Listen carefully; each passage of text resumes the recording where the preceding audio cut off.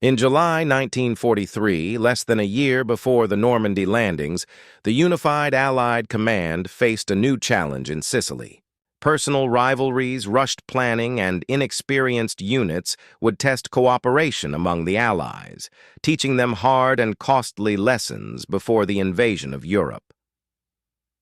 Earlier that year, Anglo-American troops decisively defeated the Italo-German forces in Tunisia, capturing 250,000 prisoners. By spring, after extensive debate, the combined chiefs of staff confirmed Sicily as the next step toward invading Italy, the so-called soft underbelly of Europe. Capturing the island would secure Allied control of the Mediterranean, allow bomber fleets to strike deeper into occupied Europe, and possibly satisfy Stalin's call for a second front. It was also hoped, though not expected, that the invasion might push Italy out of the war altogether. Through clever deception, Allied intelligence managed to confuse the Axis about the true invasion site. During Operation Mincemeat, they planted fake documents detailing plans to invade Greece on the body of a supposed Royal Marine officer, which washed ashore on the Spanish coast. The ruse convinced the Germans to shift several divisions toward Greece. Simultaneously, Allied air raids targeted Sardinia to further disguise Sicily as the true target. British Field Marshal Harold Alexander oversaw Operation Husky, commanding the newly formed 15th Army Group, comprising the British 8th and U.S. 7th Armies.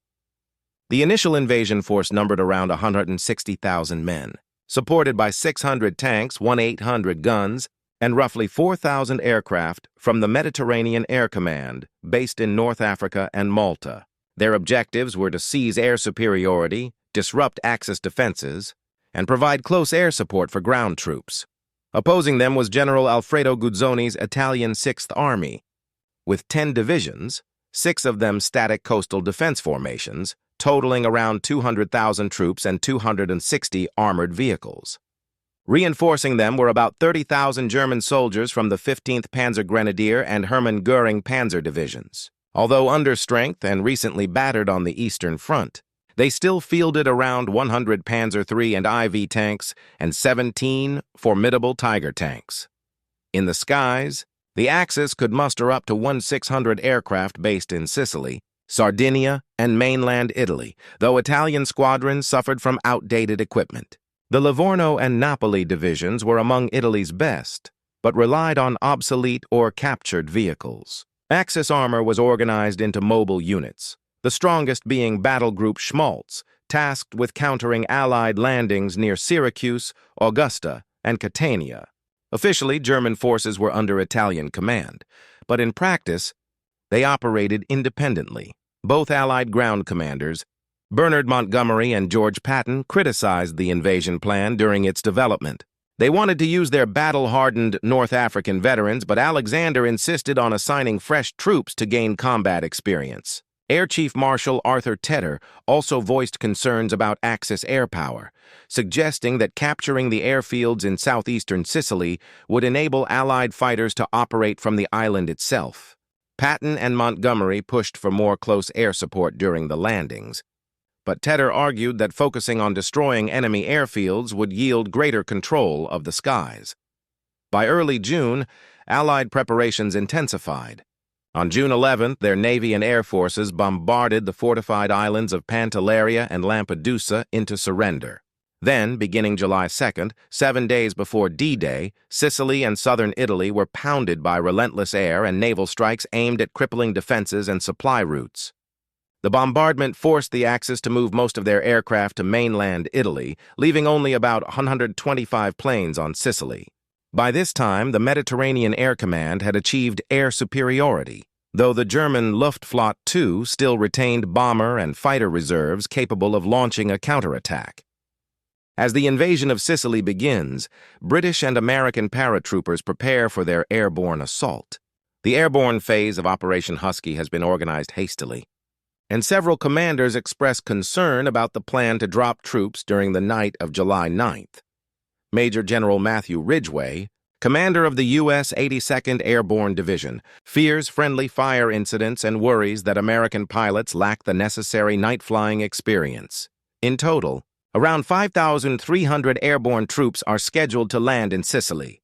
U.S. paratroopers will jump from C-47 transport planes, while the British will arrive by gliders. However, there is a shortage of trained glider pilots, and many C-47 crews have little experience towing gliders. Once on the ground, the paratroopers' mission is to seize key crossroads and bridges to delay or prevent Axis counterattacks against the landing beaches. The 82nd Airborne is tasked with capturing the high ground around the Piano Lupo junction, while Britain's 1st Air Landing Brigade must secure the vital Ponte Grande Bridge near Syracuse. As the first Allied aircraft head toward Sicily, things quickly begin to go wrong. Glider towing planes soon lose formation and navigation, and when they come under heavy anti-aircraft fire, many pilots swerve or release their gliders too early. Of the 144 gliders launched, only 54 managed to land on the island, and just 6 reached their designated zones. As many as 69 gliders crash into the sea, drowning about 300 paratroopers. This leaves only around 100 men immediately available to strike their targets. The American drop fares little better. Many pilots lose their bearings in the darkness, and strong winds scatter paratroopers far from their intended landing zones. Most land in small, isolated groups. Fewer than 200 men gather quickly enough to move on the Piano Lupo junction. Many troopers simply head toward the sound of gunfire to find their comrades. Despite the chaos, Anglo-American paratroopers press their attacks on the first objectives. A lone British glider team captures the Ponte Grande Bridge, while U.S. paratroopers fight fierce skirmishes around Piano Lupo. Private Bob, fielder of the 82nd Airborne, recalls advancing toward Piazza Ridge when a German machine gun suddenly opened up. There was this loud, ripping burst, firing so fast it almost sounded unreal. I'd never heard anything like 1-200 rounds per minute before. At Ponte Grande, Italian troops supported by mortars and armored cars counterattacked the outnumbered British paratroopers, reducing their force to just 70 men who hold out while waiting for seaborne reinforcements. Ironically, the scattered landings produce one unexpected advantage. The wide dispersal of Allied troops makes the invasion seem far larger than it actually is, forcing Axis units to chase small groups across the countryside and slowing their overall response. Although General Guzzoni reports the invasion, Axis command fails to launch an organized counterattack. Meanwhile, as the airborne assault unfolds, British commandos and SAS teams carry out simultaneous coastal raids to eliminate shore batteries and clear beach obstacles. Around 3 a.m. on July 10th, the first seaborne forces arrive at the Pacino Peninsula. Royal Marines, along with the 1st Canadian and 51st Highland Divisions, come ashore under cover of darkness, only to find many Italian defenses deserted, as local troops have abandoned their posts. Further north, the British 50th and 5th Divisions land south of Syracuse, encountering equally light resistance. By 5 a.m., the British and Canadians have secured their beaches, and heavier landing craft begin bringing in tanks and trucks to reinforce the advance inland. After landing in Sicily, Allied troops quickly move to seize key objectives. The British forces capture the Pacino airfield and prepare it for incoming Allied aircraft. The British 50th Division soon encounters paratroopers retreating from the Ponte Grande and joining forces. They swiftly recapture the bridge. The American landings proceed largely according to plan despite rough seas. Major General Lucian Truscott's 3rd Division lands first and advances toward Licata, securing the left flank of the invasion beaches. Along the way, they destroy coastal defenses and railway guns to clear the path for additional divisions. To the east, the 45th Division captures the Comiso airfield, securing the right flank, while the 1st Infantry Division, reinforced by French-Moroccan troops, lands near Gela. Despite encountering stiffer opposition, they take the town by 8 a.m. by this time. The Axis begin launching their first serious counterattacks. General Guzzoni orders the Livorno and Hermann Goering divisions to strike the American beaches, but bombing raids and paratrooper operations have cut their communications, leaving the attacks poorly coordinated. To the east, Italian blackshirt units attempt to assault the Canadian positions, but are easily driven back. Meanwhile, British troops close in on Syracuse, a major port vital for maintaining continuous naval supply lines. Guzzoni counts on the city's strong defenses, but Allied troops enter it by afternoon to cheering crowds. Italian forces try to retake the area using captured French R-35 tanks, yet the British have already deployed anti-tank guns to repel them. Italian tank commander Adamo Profico later recalled, "My tank was leading. After a few hundred meters, my driver shouted, 'Mines!' But it was too late. The first tank hit one and exploded. The second came in at full speed and was struck on its tracks, skidding off down the slope. The third followed, and as it rounded the bend, it too was hit in the front." By the end of D-Day, Allied commanders likely feel confident. Their forces are ashore, beachheads are expanding, several airfields are operational, and Syracuse has fallen. Yet problems are emerging. Of the 5,300 paratroopers deployed, only about 2,000 remain combat-ready the next day. Ground commanders also complain about the lack of close air support. Allied aircraft are tied up with fleet escort and air superiority missions.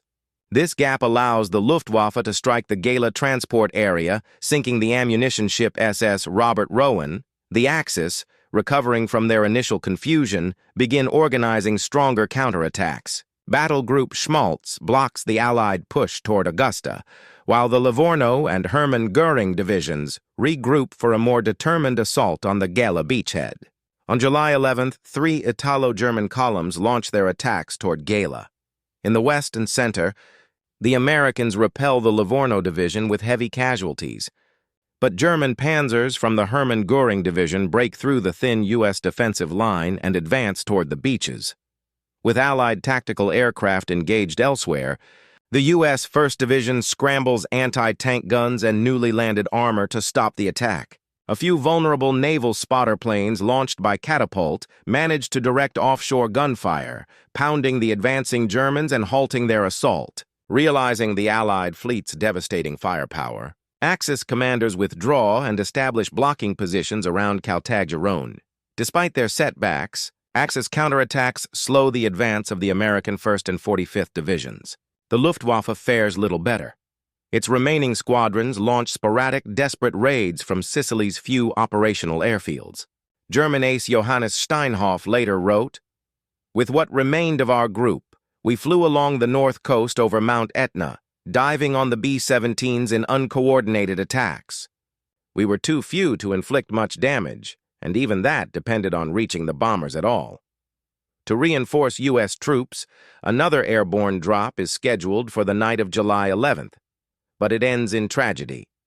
Recent German bombing raids have left Allied anti-aircraft crews tense and trigger-happy. When Navy and Army gunners spot the incoming C-47 transports, they mistake them for enemy aircraft and open fire. 23 of 144 planes are lost to friendly fire, killing an estimated 90 airmen and 229 paratroopers. A report from the 82nd Airborne Division blames the disaster on poor coordination and communication among ground forces, while Fleet Commander Admiral Andrew Cunningham faults the pilots for flying outside designated air corridors.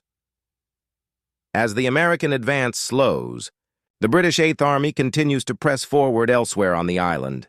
Along the coast, the British Eighth Army continues to make steady progress. They capture Augusta on July 12th, but enemy resistance is growing stronger as Axis troops dig in. In response, General Montgomery devises a new plan to expand the British advance while maintaining pressure toward Catania along the eastern coast. He orders XXX Corps to swing west around Mount Etna, aiming to cut the island in half. However, this maneuver requires British forces to take over American objectives around Caltagirone and gain sole use of Highway 124. General Patton is furious that his troops are being relegated to a supporting role in Montgomery's plan. To ease tensions, General Alexander authorizes the U.S. 3rd Division to advance toward Agrigento, allowing the Americans to pursue their own objectives. As Montgomery takes greater control of the offensive, the Germans begin consolidating their defense. General Hans Valentin Hübe of Kirstenauf, the Panzer Corps, assumes de facto command of the island's defense, while new German reinforcements prepare to arrive, including the elite 1st Fallschirmjäger Division and the newly reformed 29th Panzer Grenadier Division. On July 13th, Montgomery launches his main assault toward Catania. The plan begins with night airborne and seaborne commando raids to seize two key bridges. the Ponte dei Malati, and the Ponte di Primosole. The British 50th Division will then break through Axis defenses roughly 30 kilometers to the south, link up with the commandos, and drive on Catania. Once again, the airborne operation runs into trouble. Heavy anti-aircraft fire, both Allied and Axis, forces nearly 30% of the gliders to turn back. Only 200 men and 3 anti-tank guns land near their intended zone, and, disastrously, they drop directly onto positions held by the newly arrived 1st Fallschirmjäger Division. Although the British managed to seize the Primosole Bridge, they are quickly counterattacked by German paratroopers. Using captured anti-tank guns and mines, the British hold off repeated assaults, but suffer mounting casualties and dwindling ammunition. Eventually, they withdraw to a nearby hill south of the bridge to defend it from there until the 50th Division can arrive. However, the 50th Division, expecting to face Italians rather than hardened German paratroopers, advances slowly. Fighting is brutal, especially through dense vineyards and orange groves. One soldier from the 5th East Yorkshire Regiment recalled, "You couldn't see more than 20 yards in those groves. We spotted movement along a wall, wondering who it was, until the chatter of a Spandau machine gun answered for us." On July 14th, the 50th Division reaches the bridge, but finds the northern bank firmly held by the Germans. When British troops wade across the following day, they are met with fierce machine gun and artillery fire, establishing only a small, tenuous bridgehead. After days of heavy fighting, the British launch another assault on July 17th under a creeping artillery barrage. Sergeant Georg Schmitz of the 1st Fallschirmjäger Division recalled, "We survived the hour-and-a-half bombardment under cover of our tank trench. We had strict orders not to fire until commanded. When the enemy came close, we opened up with everything. The attackers suffered terrible losses, and the assault collapsed." The British try again on July 18th, but fail to break through to Catania or its nearby airfield. The next day, Montgomery abandons the effort and shifts focus to his planned encirclement around Mount Etna. But what was meant to be a quick maneuver turns into a grueling advance. On July 17th, Canadian forces push along Highway 124 but are halted short of Enna by fierce resistance. Axis commanders anticipating the move have already repositioned their forces. General Hube decides to abandon western Sicily and fall back to a defensive perimeter around Mount Etna. His plan is to hold the island as long as possible, then withdraw across the Strait of Messina into mainland Italy. The German withdrawal, however, is far from a rout. Rearguard units fight stubbornly in every town, and widespread demolitions and booby traps slow the Allied pursuit. As Montgomery's advance bogs down, Patton sees an opportunity. He insists that American forces be given a more prominent role, arguing that the U.S. public must see its troops achieving major victories. Alexander agrees, authorizing Patton to capture Palermo, the island's largest city and an important port. With new momentum, U.S. forces, especially the 2nd Armored Division, surge forward. They encounter mostly scattered Italian resistance, as many garrisons surrender after brief skirmishes. Colonel James Gavin of the 82nd Airborne later remembered, "It was unlike anything else I saw in the war. A few shots would ring out, then white flags appeared. Some fired for honor, but those shots could kill as easily as any fired in anger." American troops enjoy another key advantage. Many are Italian Americans, some with Sicilian roots. They are often welcomed by locals and occasionally use family or cultural ties to gather intelligence. U.S. intelligence even collaborates with mafia figures in New York who have connections in Sicily, while local mafia members, long opposed to Mussolini, help guide Allied troops through mountain passes and relay valuable information. In contrast, German forces face growing hostility from the Sicilian population. Paratrooper Joseph Klein recalled, "Some civilians confronted us with old hunting rifles, shouting threats. The standoff ended only when our sergeant ordered an MG-42 team to set up in the market square." Tensions sometimes turn violent. In one incident, troops of the Hermann Göring Division shot 16 Italian men in Castellone de Sicilia, likely in retaliation for alleged thefts. By July 22nd, American forces capture Palermo. With this victory, the Allies effectively cut Sicily in two. At Termini Imerese, U.S. troops take 50,000 Italian prisoners at the cost of only 272 casualties. Now, Patton turns his attention to the northern coast, ready to drive east and join the assault toward Messina.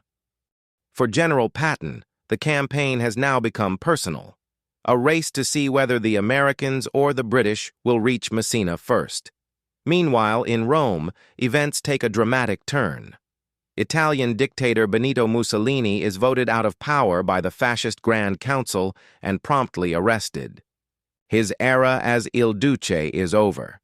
King Victor Emmanuel III assumes full constitutional authority, marking the collapse of Mussolini's regime. The combined pressures of the Allied invasion of Sicily, heavy bombing on the Italian mainland, and growing dissent within the military finally bring Mussolini down. Yet, under Hitler's watchful eye, Italy vows to continue fighting, at least for now. With Mussolini gone, any illusion of Italian control in Sicily evaporates. General Hans Valentin Hubei now commands the entire Axis withdrawal and evacuation effort. His forces fight fierce rearguard actions around the Etna line, centered on the heavily fortified town of Centuripe. As U.S. troops push toward Troina, they encounter some of the most determined resistance of the campaign.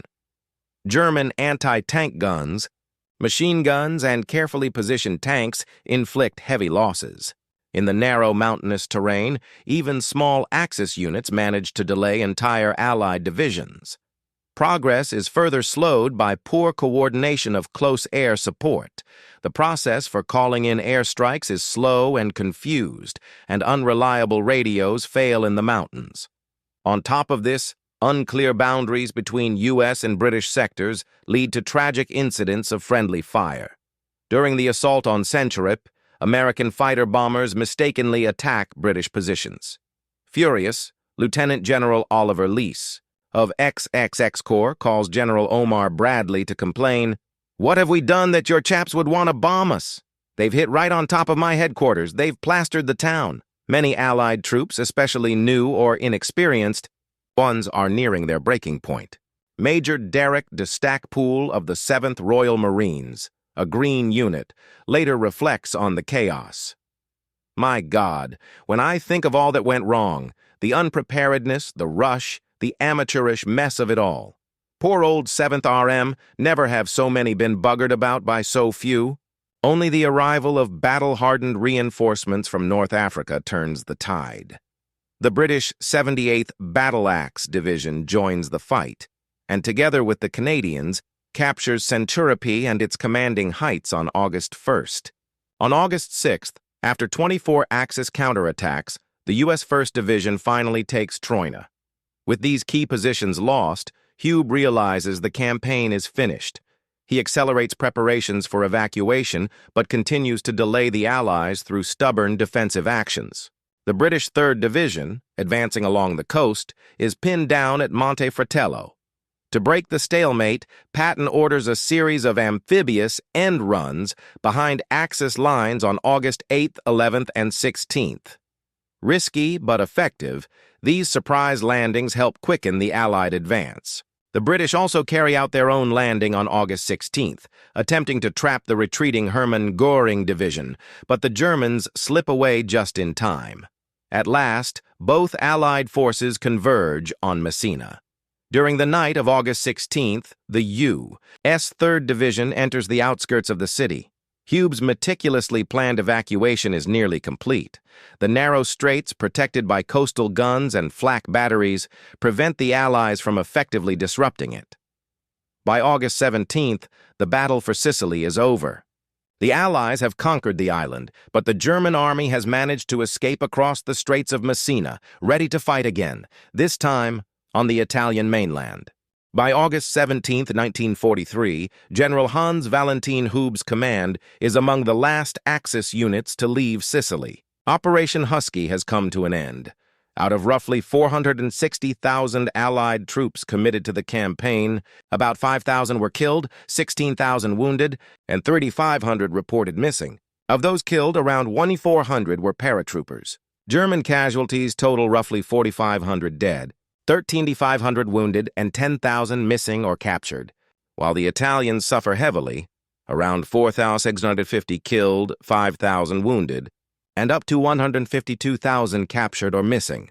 The loss of Sicily also devastates Axis air power. In July 1943 alone, the Luftwaffe loses 711 aircraft across the Mediterranean, and the Italian Regia Aeronautica is virtually disbanded after the campaign, a high cost for limited results.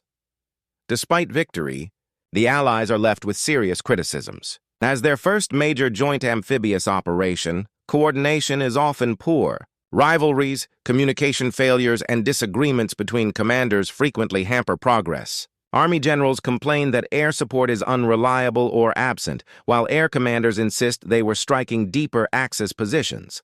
There are also command tensions. General Alexander is accused of giving Montgomery too much control and sidelining U.S. forces, while Patton faces both praise and sharp criticism. General Omar Bradley accuses him of being reckless with the lives of his men, especially in his self-declared race against Montgomery to reach Messina, a race some historians believe Montgomery never even knew about.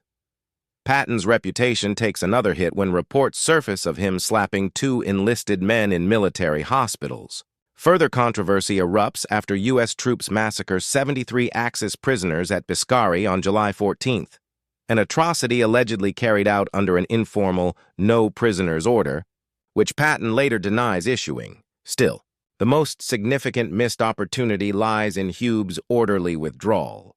Between August 1st and 17th, the Axis successfully evacuates 100,000 troops, 10,000 vehicles, 200 artillery pieces, and 47 tanks across the Straits of Messina to mainland Italy, preserving much of their fighting strength for the battles ahead.